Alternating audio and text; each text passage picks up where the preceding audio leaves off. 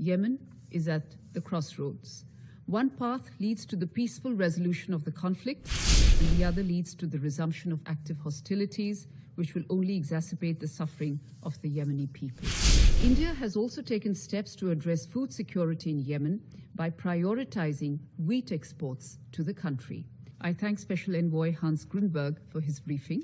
We recognize his ongoing efforts to resume the truce and bring the Yemeni parties back to dialogue. I also thank Reena Gilani, OCHA Director of Operations, for her briefing. We appreciate the important contribution of OCHA, the humanitarian community, and aid workers in Yemen in delivering life-saving humanitarian assistance to the people of Yemen. Madam President, Yemen is at the crossroads. One path leads to the peaceful resolution of the conflict, and the other leads to the resumption of active hostilities, which will only exacerbate the suffering of the Yemeni people. The choice is clearly for the parties to the conflict to make. We urge them to embrace the path towards peace by shedding the military approach and by extending and expanding the truce into a comprehensive nationwide ceasefire.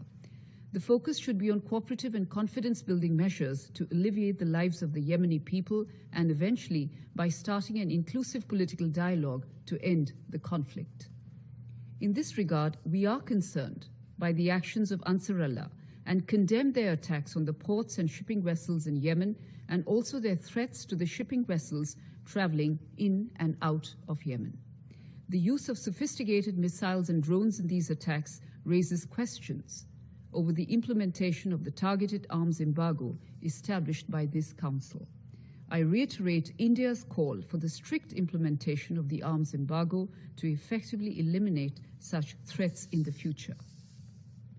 These attacks, which have particularly targeted the oil sector, will have severe consequences for the already fragile economy of Yemen.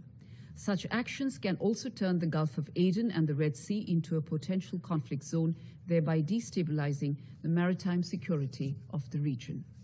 On the humanitarian side, 2 wheat shipments of almost 85,000 metric tons have departed for Yemen under the Black Sea Grain Initiative within the last 30 days. We welcome this development and hope that this important initiative would continue to benefit Yemen. India has also taken steps to address food security in Yemen by prioritizing wheat exports to the country.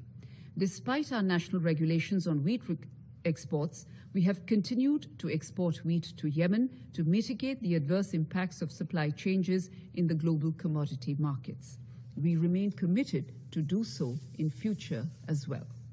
Madam President, let me conclude by calling upon all parties to engage constructively with the Special Envoy in his efforts to renew the truce and seek a political solution to the conflict. This Council should send a strong and clear signal to anyone who stands in the way of these efforts.